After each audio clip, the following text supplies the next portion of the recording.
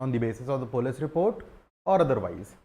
उसके बाद फिर हमने देखा कि भाई अगर कंप्लेनेंट आ गया है तो एग्जामिनेशन होना है उसका, विटनेसेस को एग्जामिन कर लिया आपने on oath. Then we also studied about some special summons, process issue करने के बारे में पढ़ा हमने कि भाई समन्स जारी करेंगे, वारंट जारी करेंगे वारंट केसेस में, या फिर समन्स भी जारी कर सकते हैं आप वारंट केस में, आपकी इच्छा के ऊपर है, डिस्क्रिप्शन के ऊपर है मैजिस्ट्रेट की। फिर स्पेशल समन्स के केसेस देखे। Then we also studied about कि भाई अगर केस को आपको कमिट करना है तो कमिटल से पहले आपको जो है सेक्शन 230 और 231 का कंप्लाइंस जो है वो करना पड़ेगा। कॉपीज़ जो है आपको पहुंचानी है, पुलिस रिपोर्ट की कॉपी हो चाहे वो कंप्लेंट केस है अगर तो कंप्लेंट की कॉपी हो गई, और साथ ही साथ जो एग्जामिनेशन आपने कर लिए हैं वो एग्जामिनेशन की कॉपी भी आपको सप्लाई करनी है अक्यूज्ड पर्सन को। और उसके बाद फिर हम आए चार्ज फ्रेमिंग को जाना हमने कि चार्ज फ्रेमिंग हो। Now we are going to study about trials. तो there are 4 kinds of trial which are there in BNSS। 4 तरीके के ट्रायल हैं। अब ट्रायल में हम अलग अलग चीजें जानेंगे। देखो ट्रायल का मतलब, ऑब्जेक्ट क्या है ट्रायल का, आखिर किस लिए ट्रायल कंडक्ट किया जाता है। ऑब्वियस सी बात है कि हम गिल्ट ऑफ द अक्यूज्ड को एस्टैब्लिश करना चाहते हैं। We want to find out the truth. जो एविडेंस कलेक्ट किया है उस एविडेंस को प्रेजेंट किया जाएगा बिफोर द कोर्ट। प्रोसिक्यूशन के द्वारा भी, डिफेंस के पास भी अगर कोई एविडेंस है तो डिफेंस भी उस एविडेंस को लेकर के आएगा, फिर उस एविडेंस को अप्रिशिएट करेगा कोर्ट, और फिर जो है डिसाइड किया जाएगा कि क्या अक्यूज्ड गिल्टी है या नॉट गिल्टी है। If he is guilty it is found in the trial that at the end of the trial result in acquittal, कि भाई कोई अपराध ही नहीं किया है, there is doubt whether he has committed, the evidence was not sufficient, the evidence could not prove that the accused has committed the crime, it will result in acquittal. So there are basically there are 4 trials। कितने तरीके के trial हैं? 4 तरीके के trial हैं। एक होता है आपका सेशन ट्रायल, सेशंस ट्रायल। सबसे पहला कौन सा है आपका? Sessions trial. नाम से ही समझ में आ रहा है, जो trials court of session held करता है, जो ट्रायल कोर्ट ऑफ सेशन करता है उनको हम सेशन ट्रायल बोलते हैं। फिर इसके बाद में जो मैजिस्ट्रेट्स करते हैं वो या तो वारंट ट्रायल करेंगे। अब ऑब्वियस सी बात है वारंट ट्रायल वारंट केसेस में होंगे, या फिर समन्स ट्रायल करेंगे।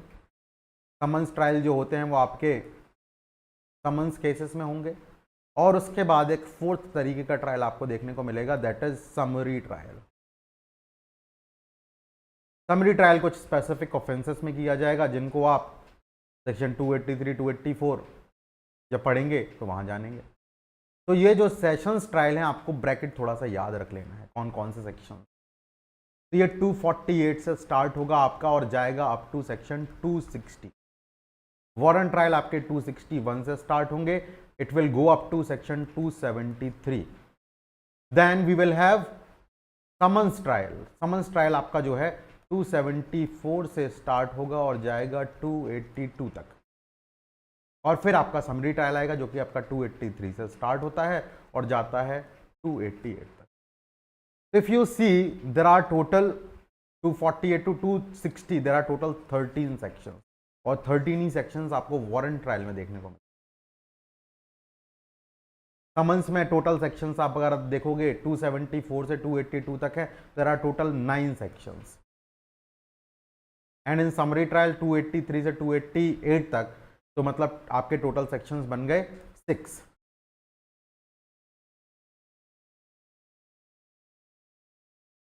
हर एक ट्रायल का अपना एक अलग चैप्टर। जैसे कि अभी आप जो है सेशंस ट्रायल पढ़ने वाले, तो सेशंस ट्रायल का जो है आपको चैप्टर 19 है। तो 19, 20, 21 एंड 22, 19, 20, 21 और 22. These are the chapters which contains trials. तो ये 4 तरीके के ट्रायल. तो सबसे पहला जो ट्रायल है वो हमें देखना है सेशंस ट्रायल. अब सबसे महत्वपूर्ण बात जो है, सेशंस ट्रायल को स्टार्ट करने से पहले आपको कुछ विशेष बातों का ध्यान रखना है जो कि जरूरी है सेशंस ट्रायल की इनिशिएशन के लिए. There are certain requirements which are necessary in order to held a sessions trial. अब सेशंस ट्रायल्स होता कौन से केसेस के लिए है? तो सीधी सी बात है, 2 तरीके के केसेस होते हैं जिनमें आप सेशंस ट्रायल करते हैं. 2 तरीके के केसेस है. पहला कौन सा केस हो गया? जहां पर आपको केस कमिट किया जाए. बहुत आसान है. जब केस आपके पास क्या किया जाता है? कमिटल ऑफ केस होता है. The case has been committed. आप जो है सेशन ट्रायल वहां करते हैं. और दूसरा आपका है जब आप खुद कॉग्निजेंस लें. जिनका कॉग्निजेंस खुद सेशन जजेस लेंगे, वो केसेस को आप ट्राई करेंगे. तो कमिटल में तो हम जानते हैं जो भी cases exclusively triable bye magistrate होंगे, वो ट्रायल बाय सेशन कोर्ट होंगे, उनको आप जो है मैजिस्ट्रेट साहब कॉग्निजेंस लेने के बाद में कमिट कर देते हैं, तो वो कमिटल के थ्रू आ जाते हैं. तो सेकेंड इज कॉग्निजेंस. तो कॉग्निजेंस के लिए हमने जाना कि सेक्शन 222 जो डेफेमेशन से रिलेटेड केसेस हैं, किससे रिलेटेड केसेस हैं? डेफेमेशन से रिलेटेड केसेस हैं. उनके लिए कॉग्निजेंस के लिए स्पेशल पावर किसको दे रखी है हमने? हायर डिग्निटीज के केस में पब्लिक प्रोसिक्यूटर साहब कंप्लेंट राइटिंग में लेकर के आते हैं, किसको अप्रोच करते हैं? सेशंस कोर्ट को अप्रोच करते हैं, और सेशंस कोर्ट उनका डायरेक्ट कॉग्निजेंस लेता है. तो हम कमिटेड जो केसेस हैं उनका भी ट्रायल देखेंगे, और साथ ही साथ section 222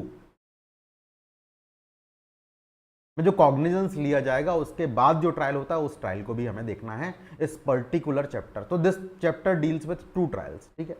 cases falling under section cases falling under committal of cases या committing of cases, and cases falling under section 222. ठीक है. Now we come to the requirements. What are the requirements? कौन सी रिक्वायरमेंट्स हैं जिनको फुलफिल करना जरूरी है सेशन ट्रायल के लिए? तो लिखिएगा रिक्वायरमेंट्स ऑफ सेशन ट्रायल. लिखिएगा requirements of session trial. Requirements of session.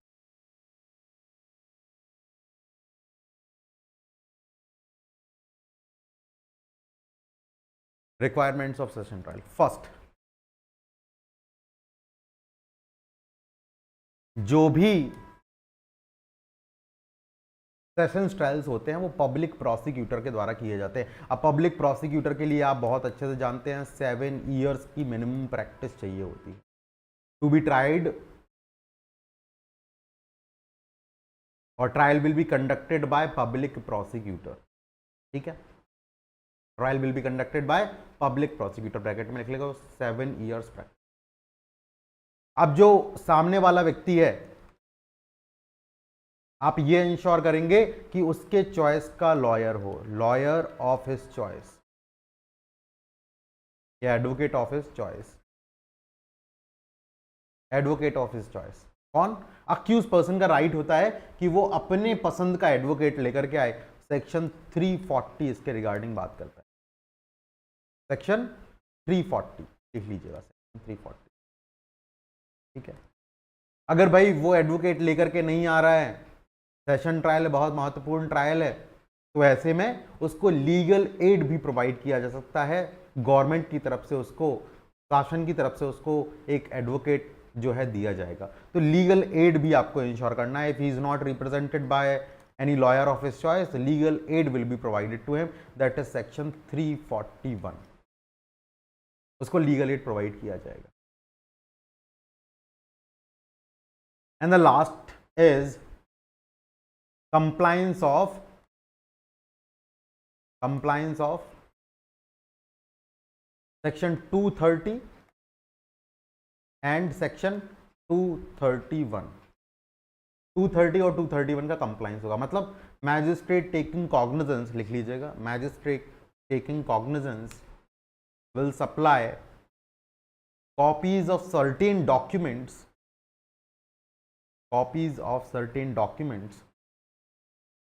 to the accused person, certain documents to the accused person,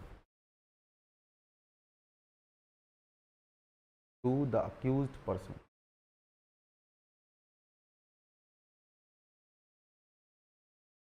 to the accused person।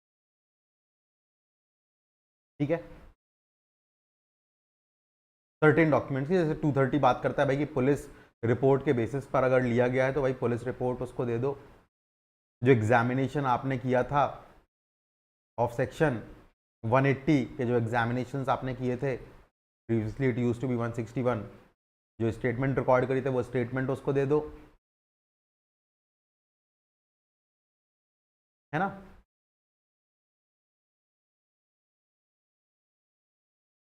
और साथ ही साथ अगर ये कंप्लेंट केस है, कैसा केस है, if it is a complaint case, तो कंप्लेंट केस में आपका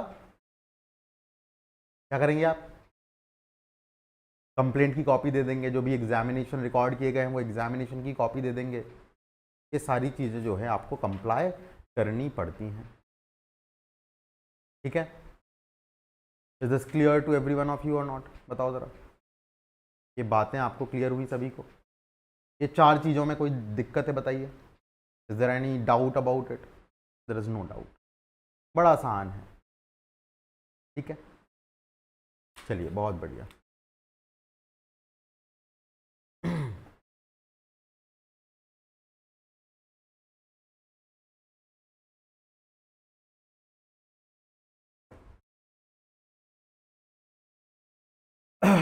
चलिए तो स्टार्ट करते हैं अब हम सरफेंस ट्रायल को। तो जो सबसे पहला प्रोविज़न है वो है हमारा सेक्शन 248। सभी लोग आपका चैप्टर 19 ओपन करें, trial before a session court या बिफोर कोर्ट ऑफ सेशन। ठीक है, आप ओपन कर लीजिए और वहाँ आप जो है सेक्शन 248 को देख लीजिए। ये आपके लिए डायरेक्ट ओपन कर देता हूँ। Trial to be conducted by public prosecutor. Public prosecutor साहब को जो है ट्रायल कंडक्ट करना है। वेरी गुड, ये तो पता है हमें बहुत अच्छे से, अभी हम देख करके आ रहे हैं। It is one of the requirement that is to be there in cases of sessions trial. In every trial before court of session, the prosecution shall be conducted by public prosecutor. Shall be conducted by public. जो prosecution होगा वो कौन conduct करेगा? Public prosecutor. अब आपको अगर याद आ रहा है committal of case, जब केस कमिट किया जाता है to a sessions court, section 232, if you are able to remember that provision, तो आपको ध्यान आता होगा कि जैसे ही मैजिस्ट्रेट साहब कोर्ट ऑफ सेशन को केस कमिट करते हैं, सेम टाइम पे वो कमिटल की जानकारी, उसकी इंफॉर्मेशन किसको नोटिफाई करते हैं? तुरंत के तुरंत पब्लिक प्रोसिक्यूटर साहब को। क्यों नोटिफाई करते हैं? क्योंकि जो प्रोसिक्यूशन है वो उन्हीं को कंडक्ट करना। Is this clear? जो केस है वो उन्हीं को कंडक्ट करना है, तो जानकारी पब्लिक प्रोसिक्यूटर साहब के पास में होनी चाहिए। तो मैजिस्ट्रेट साहब के पास में ये ड्यूटी दी गई है कि आपको तुरंत के तुरंत ये जानकारी जो है, कमिटल की जो जानकारी है, कमिटल ऑफ केस की जो जानकारी है, वो किसके पास पहुंचा देनी है? पब्लिक प्रोसिक्यूटर साहब के पास में पहुंचा देनी। ठीक है, 248 मेरे समझ से कोई डाउट ही नहीं होगा आपको। लिख लीजिएगा 248, trial shall be conducted by public prosecutor. एक लाइन में बस खत्म हो गया। Trial shall be conducted by public prosecutor. Now what will be done?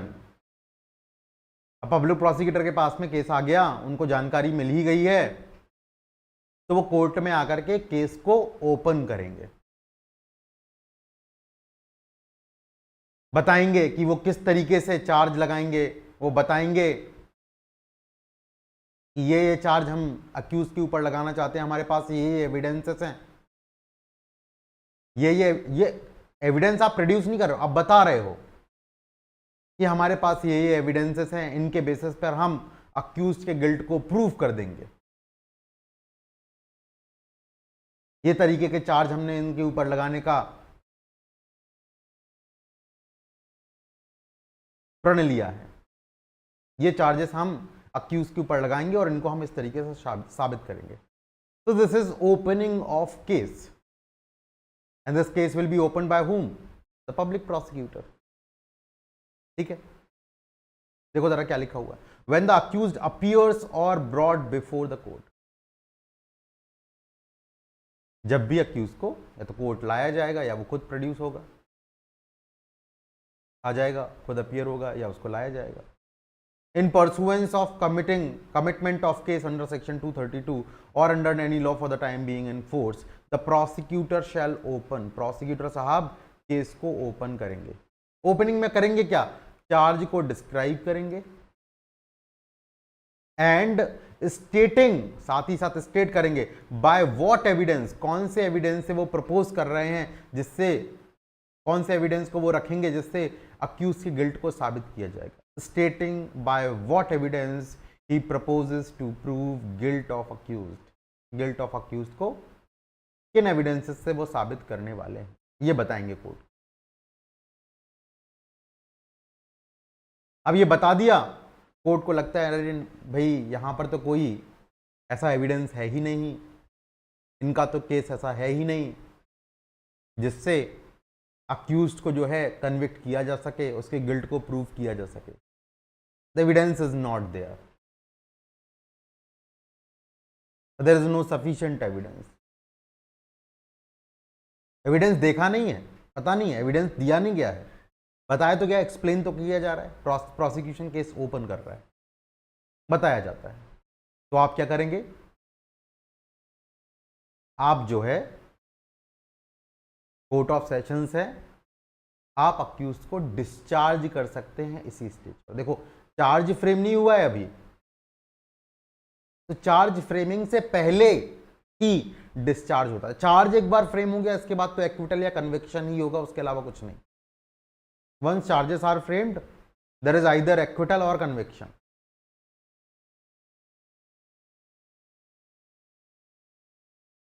इसलिए अगर आपको सेक्शन 247 जो है याद आ रहा हो, विड्रॉल ऑफ चार्जेस, तो वहां पर मैंने आपको बताया था कि आप रिमेनिंग चार्जेस को विड्रॉ करते हैं, तो वो रिमेनिंग चार्जेस के विड्रॉल का मतलब होता है एक्विटल, डिस्चार्ज नहीं। डिस्चार्ज होता है चार्ज फ्रेमिंग के पहले। अब इसमें एक नई बात जोड़ दी गई है कि अक्यूज्ड जो है, एक नई बात पहले नहीं थी, अक्यूज जो है 60 दिन के अंदर, with in 60 days from commitment, जिस दिन केस कमिट हुआ है उससे 60 दिन के अंदर अंदर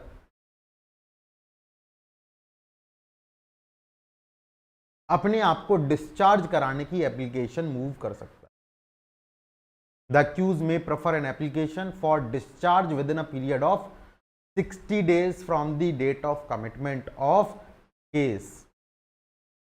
केस के कमिट करने के बाद, भाई सेशंस कोर्ट के पास केस कमिट होकर के आएगा, तो कमिटल के 60 दिन के अंदर अंदर वो एप्लीकेशन मूव कर सकता है, अक्यूज एप्लीकेशन मूव कर सकता है कि उसको डिस्चार्ज किया जाए, ट्रायल कंडक्ट ना किया जाए। और फिर जो सेशंस कोर्ट है, मैंने बताया, देखेंगे वो सारे डॉक्यूमेंट्स को, देखेंगे जो डॉक्यूमेंट्स दिए गए हैं।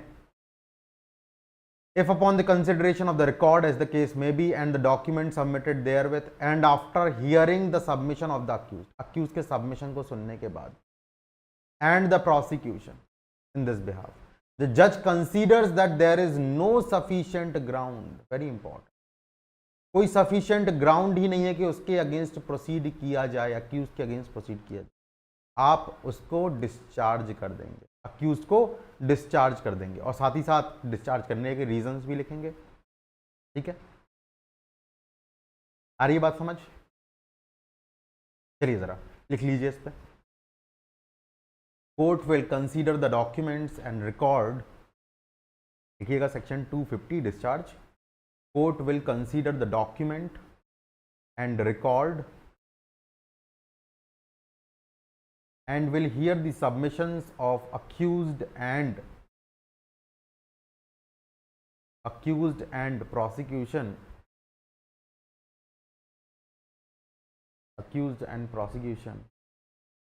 and if judge finds that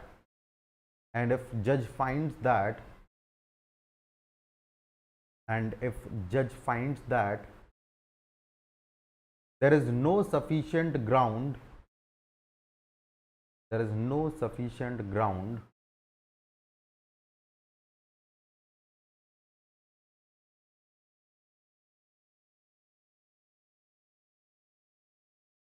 for proceedings against accused,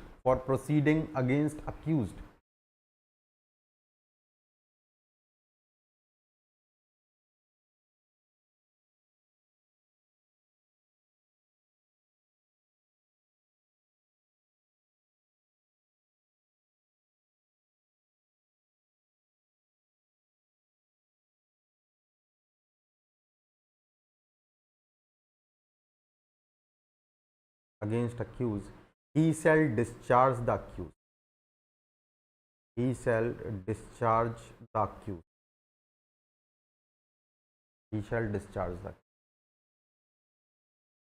लेकिन मान लीजिए ग्राउंड सफिशिएंट है,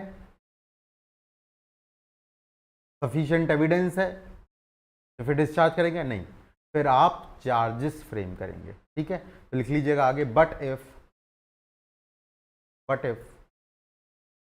on the other hand ground or material are sufficient, but if on the other hand grounds or material are sufficient,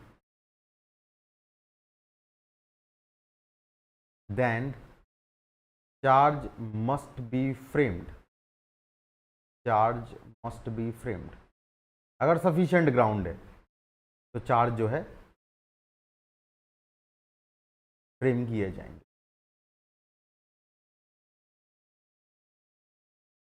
आगे एक और बात लिख लीजिए रीजंस रिकॉर्ड करने की। If he discharges then he shall record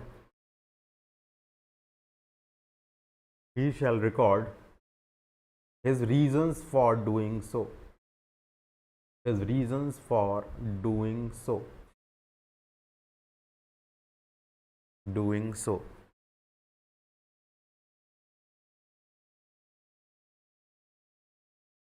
Record his reasons for doing so. ये para change करके लिख लीजिए। The accused may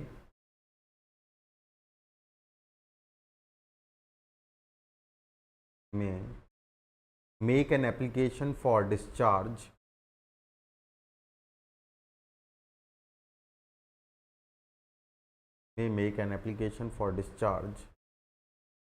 within 60 days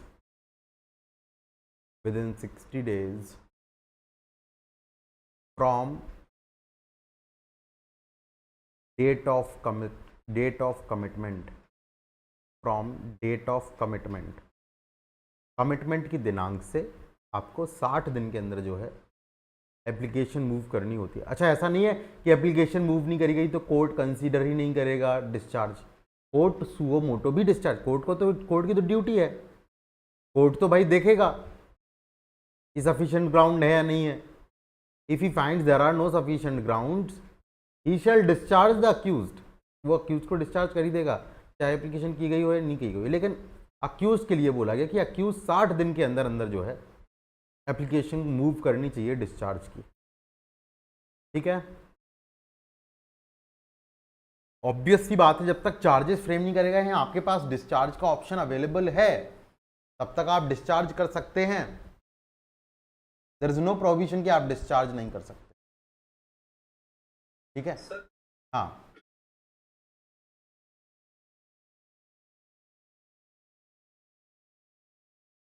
जरूरी नहीं है, जरूरी नहीं है कि स्टार्ट हो जाए, जरूरी नहीं है कि स्टार्ट हो जाए। हो गया तो फिर तो एप्लीकेशन तो कर ही देगा ना वो डिस्चार्ज की। फ्रेमिंग ऑफ चार्ज के पहले करनी है, फ्रेमिंग ऑफ चार्ज के पहले करनी है बस। समय सीमा उसको दे दी है कि आपको 60 दिन के अंदर अंदर करना है। अब ऑब्वियस सी बात है, चार्ज फ्रेम करने के पहले तो कर ही दोगे, वो तो आपके पास है ही है कट ऑफ साथ में। चार्ज फ्रेम होने के बाद तो डिस्चार्ज की एप्लीकेशन नहीं लगाओगे। ठीक है।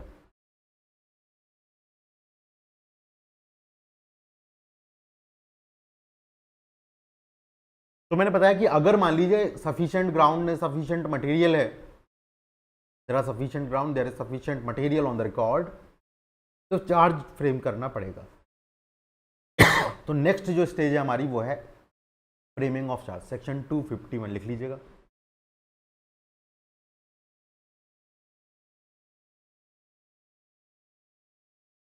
तो यहां पर मैजिस्ट्रेट साहब, वो सॉरी सेशन जज जो है वो देखेंगे कि भाई सफिशिएंट ग्राउंड है ये प्रिज्यूम करने के लिए कि अक्यूज ने ऑफेंस कमिट किया है। There are sufficient ground to presume that accused has committed offence, there are sufficient ground. तो ऐसे केस में अगर उस जज साहब को लगता है कि ये जो केस है ये एक्सक्लूसिवली सेशन कोर्ट के द्वारा ही ट्रायबल है, तो फिर वो चार्ज फ्रेम कर लेंगे।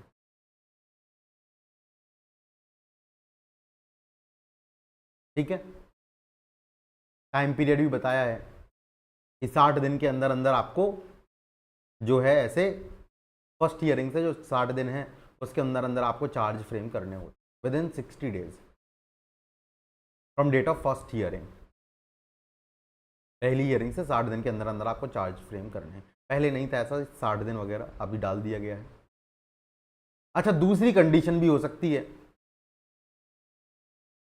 कमिटल तो हो गया है, मैजिस्ट्रेट साहब ने कमिट कर दिया केस, केस कमिट होकर के आपके पास में आ गया, आपको लगता है there is sufficient ground for proceeding further, लेकिन आप देखते हैं कि ये जो केस है, जो ऑफेंस है, they are not exclusively triable by court of session. Court of session के द्वारा ट्रायबल ये नहीं है। तो ऐसे केसेस में आप जो है वो केस किसको ट्रांसफर कर देंगे? सीजीएम साहब को ट्रांसफर कर देंगे। आप चाहें, सेशन जज चाहे तो चार्ज फ्रेम करके सेशन जज को ट्रायल के लिए ट्रांसफर कर सकता है, या फिर और दूसरी किसी मैजिस्ट्रेट को ट्रांसफर कर सकता है, मैजिस्ट्रेट ऑफ फर्स्ट क्लास को। आ रही है बात समझ में? Are you getting my point? भाई आप जो है पाते हैं ये कि सफिशिएंट ग्राउंड है, अक्यूज ने हो सकता है अपराध किया हो, there are sufficient ground for presuming कि भाई अक्यूज ने ऑफेंस किया है, बट ये जो ऑफेंस है it is not exclusively triable bye magistrate, इसको वो exclusively triable by court of session, इसको मैजिस्ट्रेट कोर्ट जो है ट्राई कर सकता है। तो आप क्या करेंगे? सेशन जज जो है इस केस को किसको ट्रांसफर कर देगा? उस केस को ट्रांसफर कर दिया जाएगा या तो सीजीएम को या जुडिशियल मैजिस्ट्रेट फर्स्ट क्लास को, और उनको बोलेंगे अक्यूज्ड को कि किसके सामने प्रोड्यूस होना? वही सीजीएम साहब के सामने, वही जेएमएफसी साहब के सामने प्रोड्यूस हो जाना। और फिर जब मैजिस्ट्रेट साहब के सामने वो अक्यूज पर्सन आता है तो फिर जो मैजिस्ट्रेट साहब हैं वो उसको ट्राई करेंगे। ट्रायल कौन करेगा? फिर मैजिस्ट्रेट साहब ट्रायल करेंगे उसका। ट्रायल का जो तरीका है वो कौन सा होगा? क्या सेशंस ट्रायल करेंगे? तो भाई सेशंस ट्रायल तो करेंगे नहीं। सेशंस ट्रायल कौन करता है? Sessions court. आप करेंगे या तो वारंट ट्रायल या फिर समन्स ट्रायल। जो ऐसे केस, ध्यान से सुनिएगा जरा, जो भी केसेस सेशंस कोर्ट द्वारा ट्रांसफर करे जा रहे हैं, चार्ज फ्रेम करके आपको ट्रांसफर कर दिया केस, तो उस केस को आप वारंट केस के तरीके से ट्रायल करेंगे। और वारंट केस कैसा? ऐसा जो कि पुलिस रिपोर्ट पर इंस्टीट्यूट हुआ है। वारंट केसेस में दो तरीके के ट्रायल होते हैं, warrant cases instituted on police report, warrant cases instituted otherwise than on police report. दो तरीके के ट्रायल आपको देखने को मिलते हैं जब आप वारंट ट्रायल में। तो अगर सेशंस कोर्ट से वो केस ट्रांसफर होकर के आपके पास में आता है, तो फिर ऐसे केसेस में आप वारंट केस की तरह उसमें ट्रायल करेंगे। और वारंट केस ऐसा जैसा कि पुलिस रिपोर्ट पर इंस्टीट्यूट किया जाता है, वो प्रोसीजर जो है आप अपनाएंगे। मेरे समझ से ये बातें आपको समझ में आ गई होंगी। अब जज साहब ने चार्ज फ्रेम कर दिया और एक्सक्लूसिवली ट्रायबल है उनके द्वारा, तो जज साहब क्या करेंगे? ट्रांसफर नहीं करा, ट्रायबल है उनके द्वारा, तो जज साहब उस चार्ज को जो है पढ़कर सुनाएंगे, एक्सप्लेन करेंगे किसको? अक्यूज्ड को। आ रही है बात समझ में? और साथ ही साथ उसको पूछेंगे आप गिल्टी बोलते हैं या नॉट गिल्टी बोलते हैं। You claim to be tried और you plead guilty, you plead guilty और you claim to be tried. आप बोल दो कि ये सर हम स्वीकार करते हैं, या आप ये बोल सकते हो नहीं सर हम तो ट्रायल में जाना चाहेंगे, हम ट्रायल करवाएंगे, I claim to be tried. ठीक है, तो इतनी बातें जो है यहां तक हो जाएंगी। लिख लीजिएगा जरा इन बातों को। If judge is of the opinion that if judge is of the opinion that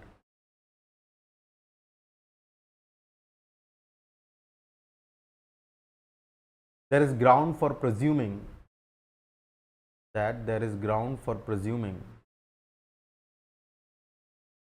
that there is ground for presuming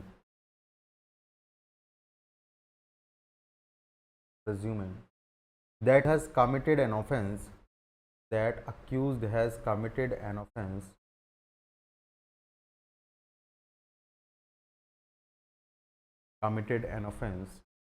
then it is triable by sessions court. Then if it is triable by, ऐसा लिखना, then if it is triable by sessions court, then if it is triable by sessions court, he shall frame charge, he shall frame charge। आप charge frame करें।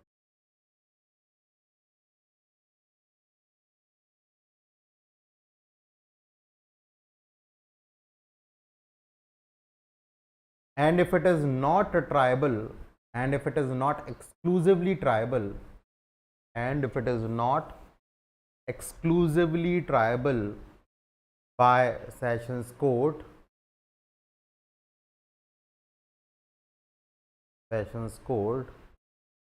then he may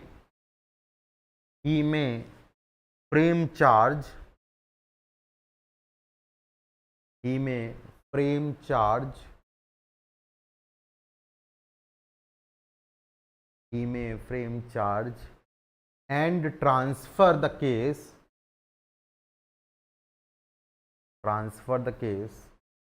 to CJM or JMFC, other JMFC, to CJM or other JMFC, Judicial Magistrate First Class।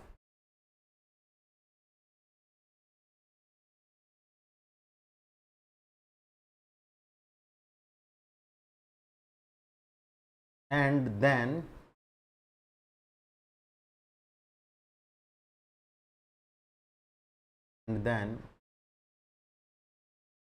they will try the case,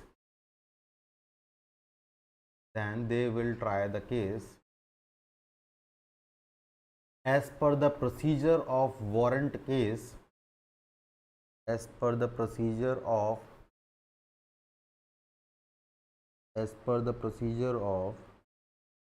warrant case instituted on police report, instituted on police report।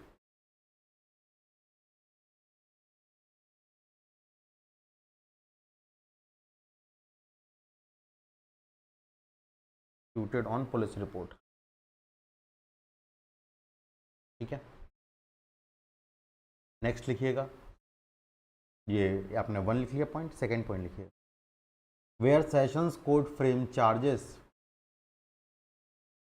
In sessions case, in sessions case where sessions court frames charges, where sessions court frame charges in sessions case, in sessions case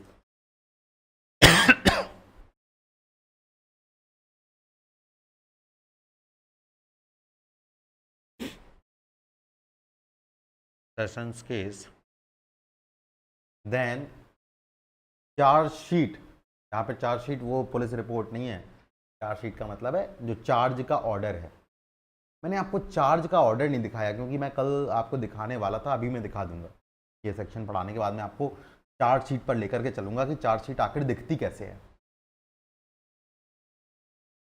charge frame हो जाते हैं तो वो कैसे दिखते हैं। कल मैं आपको दिखाने वाला था लेकिन फिर वो बन नहीं पाया, लाइट चली गई और पढ़ भी नहीं पाए। Charge sheet shall be read and explained to the accused, read and explained to the accused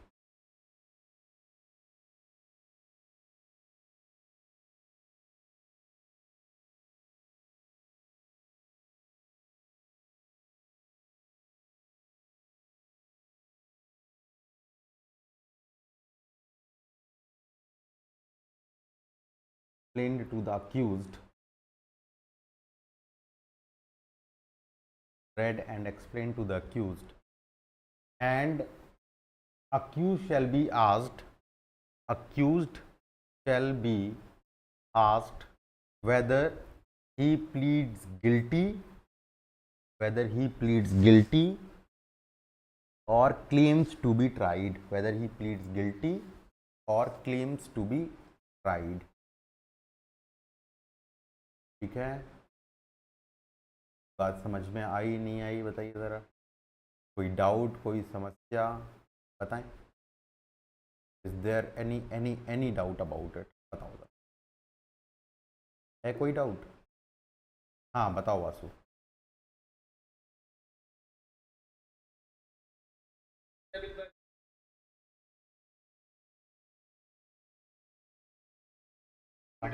कहाँ लिखा है?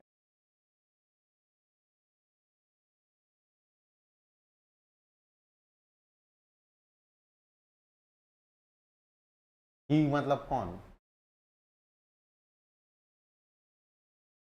सेशंस कोर्ट, द जज। दिखाऊं कहाँ से? देखो ज़रा, दिखाता हूँ मैं आपके लिए, हाईलाइट करता हूँ।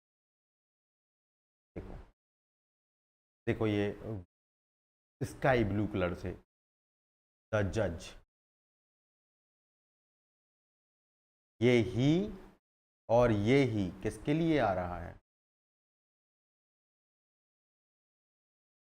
पढ़ो ना जरा जो मैंने आपको लिखाई, इफ जज, जज मैजिस्ट्रेट नहीं, जज मतलब सेशंस जज, वो मैजिस्ट्रेट होते हैं, वो जज नहीं है, वो जुडिशियल मैजिस्ट्रेट है, चीफ जुडिशियल मैजिस्ट्रेट है।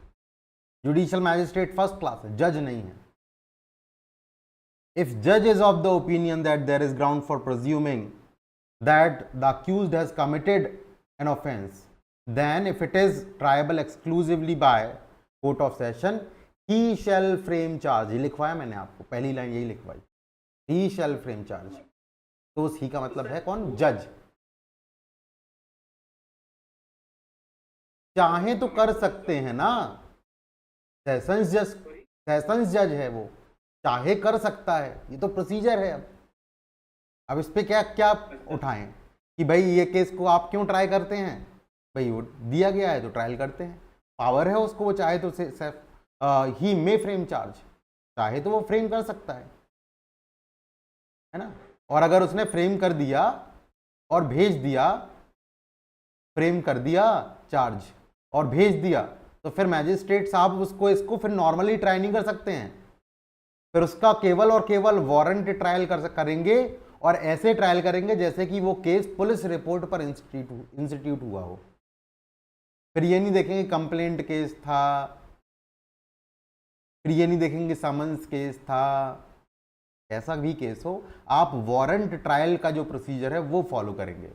और वारंट ट्रायल का भी कौन सा प्रोसीजर, वारंट ट्रायल में 2 procedure, instituted on police report, institute otherwise than on police report, instituted otherwise than on police report. तो आप जो पुलिस रिपोर्ट पर इंस्टीट्यूट हुए केसेस होते हैं, वारंट केसेस होते हैं, उनमें जो प्रोसीजर फॉलो करते हैं ट्रायल का, वही प्रोसीजर ट्रायल का यहां पर भी फॉलो करेंगे। ये मैजिस्ट्रेट साहब को बताया गया है। कौन से केसेस में, जहां पर सेशन जज साहब ने चार्जेस फ्रेम कर दिए थे और आपको वो केस ट्रांसफर कर दिया था। ठीक है, बताओ जरा कोई दिक्कत परेशानी? अब भाई चार्ज फ्रेम कर दिया, ट्रायल आपके द्वारा ही होना है, तो अब आप आगे बढ़ेंगे। मैजिस्ट्रेट साहब के द्वारा होना है तो फिर तो वारंट ट्रायल में पहुंच गए। जब हम वारंट ट्रायल पढ़ेंगे तो जानेंगे वो प्रोसेस क्या होती है, इंस्टीट्यूटेड ऑन पुलिस रिपोर्ट वाली बेसिस केसेस कौन से होते हैं वो हम जानेंगे, दैट इज डिफरेंट थिंग। अभी लेकिन अगर हमारा केस क्लॉज बी में फॉल कर रहा है, सबसेक्शन 1 क्लॉज बी में फॉल कर रहा है, मतलब आपके द्वारा ही ट्रायल होना है, सेशन ट्रायल होना है, सेशंस ही केस है, सेशंस केस है, आपने सेशंस केस होने के नाते नाते उसमें चार्जेस भी फ्रेम कर दिए, तो चार्जेस को आप पढ़ेंगे सुनाएंगे किसको, एक्सप्लेन करेंगे और पढ़ के सुनाएंगे किसको, अक्यूज्ड को, और साथ ही साथ उससे पूछेंगे भी कि भाई बताओ गिल्टी नॉट गिल्टी, तो बताएगा नहीं साहब, I am being falsely implicated, I claim to be tried, ऐसा वो बताएगा कोर्ट को। क्या हो सकता है वो बता दे कि साहब हम तो अपराध किए हैं, हम अपराध किए हैं, सकता है ये बता दे, तो ये पूछा जाएगा उसको। बहुत बढ़िया। अब चार्ज जो है वो दिखता कैसा है, मैं आपको उस पर लेकर के चल रहा था, क्योंकि चार्ज जो है पता लग जाए एक बार हमें, मैं आपको बता रहा था पहले, क्योंकि मैं आपको दिखाऊंगा चार्ज कैसे दिखता है।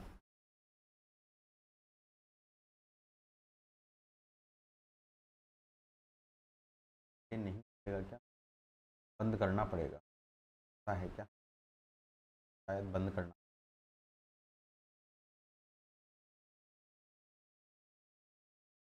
चेंज कर,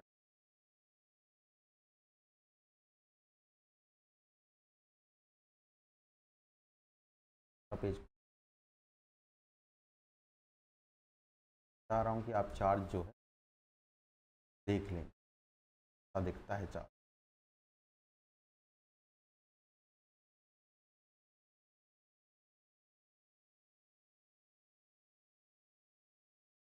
चार्ज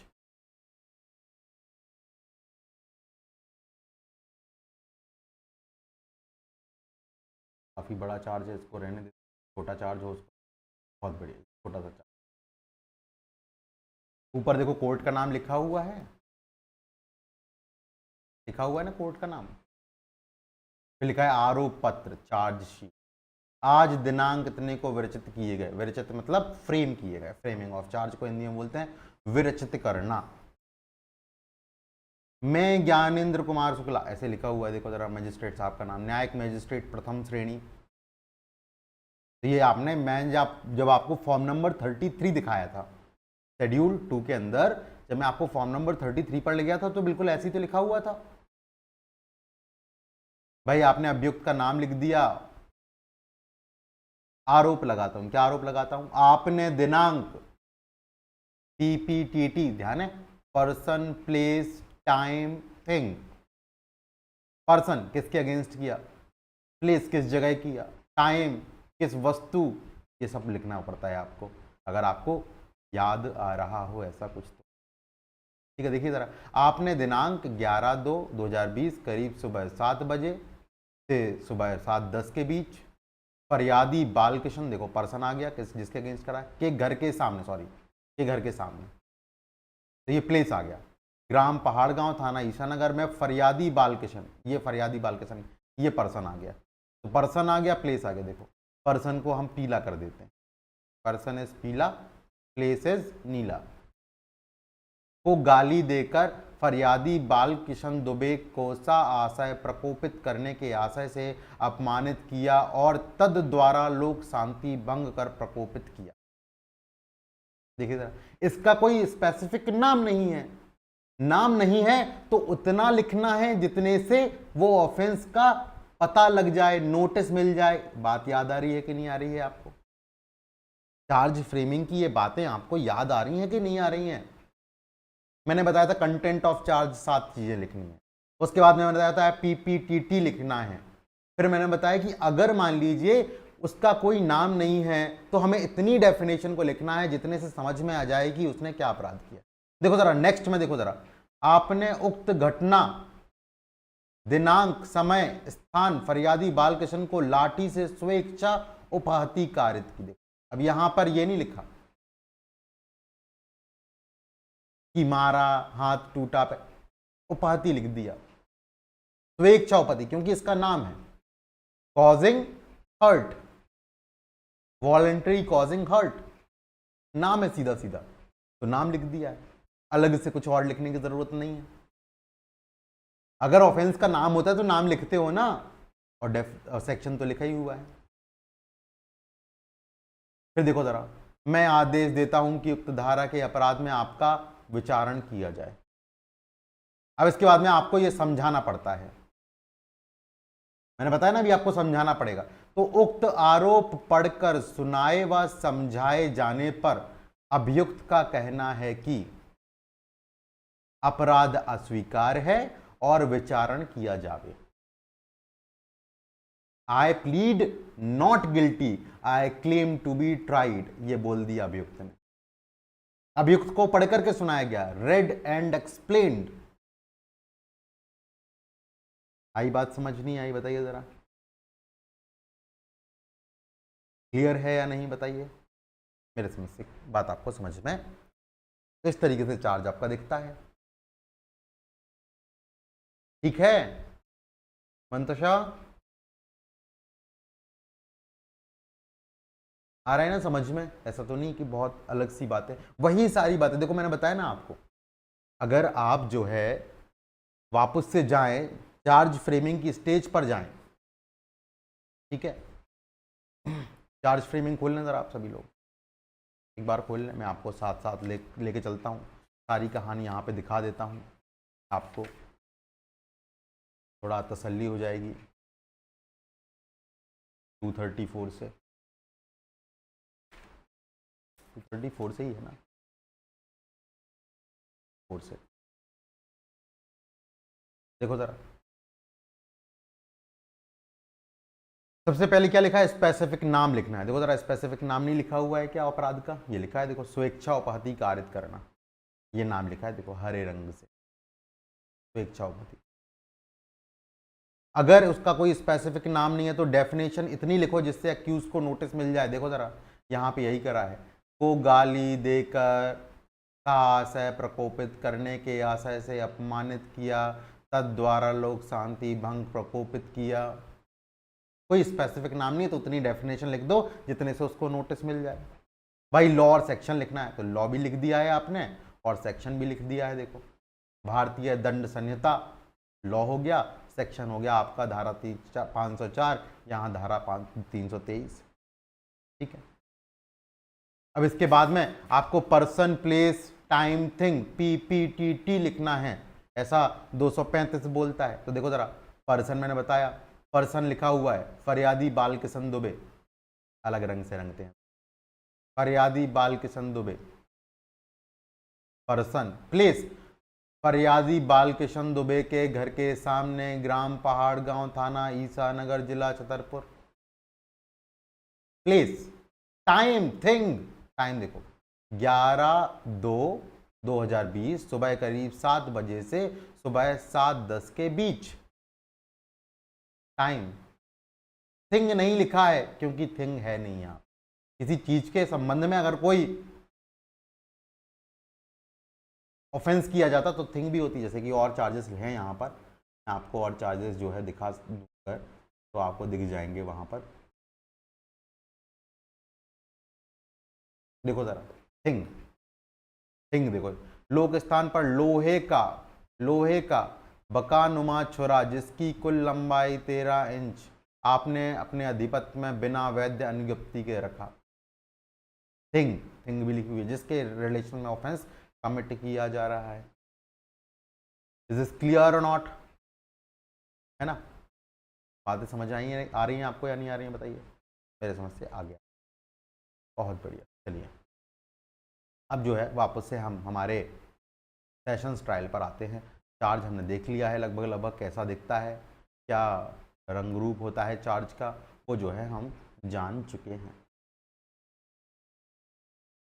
ठीक है, तो आपने सेक्शन 251 जो है लिख लिया है, नहीं लिख लिया है? लिख लिया है ना?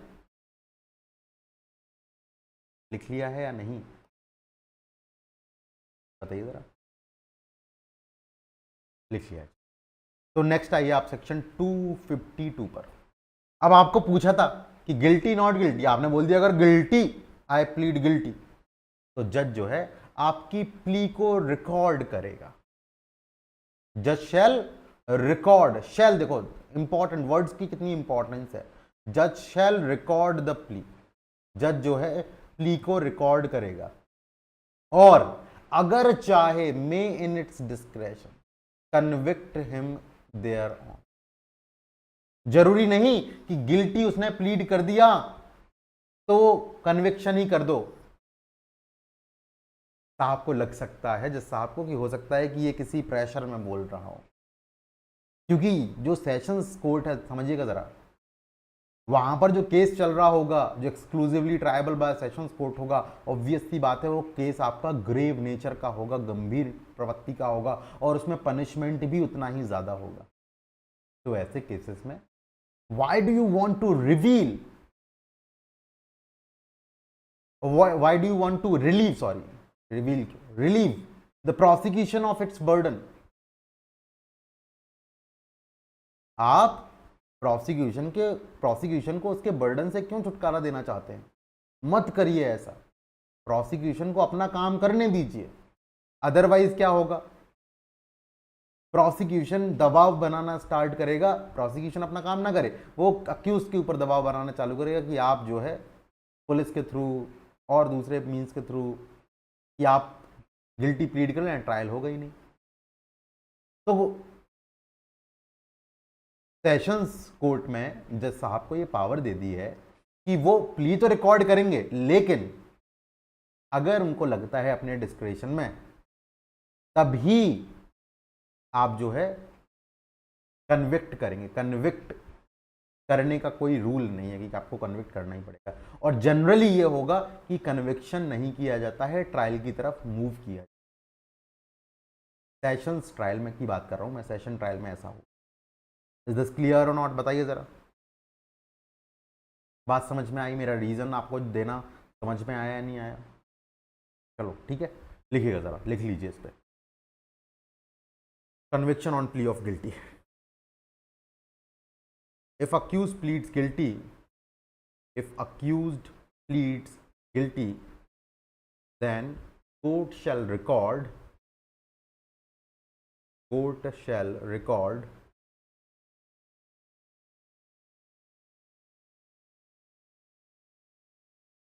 court shall record the plea, the plea shall record the plea and may convict him in its discretion, may convict him in its discretion.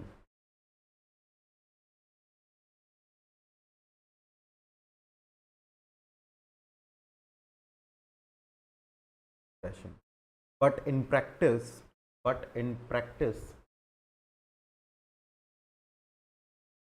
generally court of session court of session does not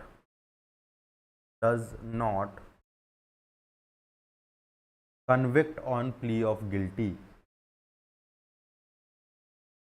does not convict on plea of guilty, because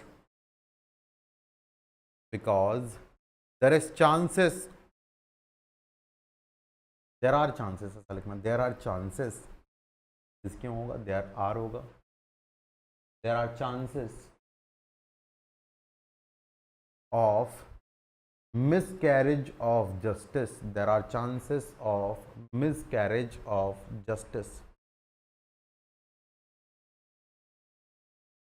chances of miscarriage of justice, because there are chances of miscarriage of justice, as it is task of prosecution, it is task of prosecution to prove the guilt,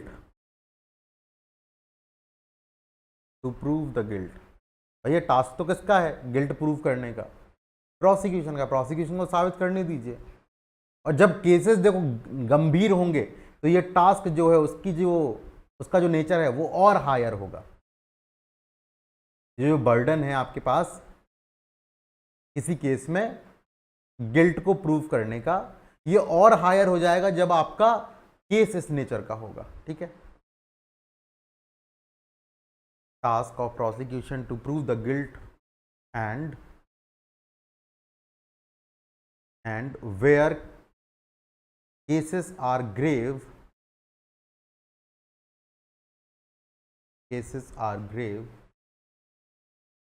the task is equally higher, cases are grave, the task is equally higher।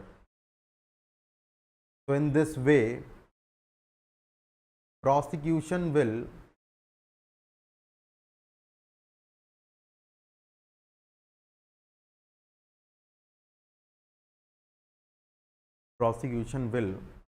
be released, in this way prosecution will be released,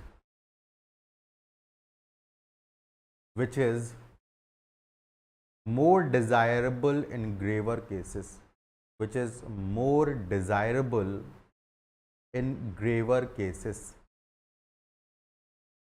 more desirable in graver cases।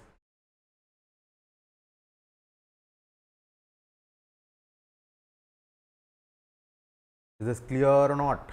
बताओ जरा।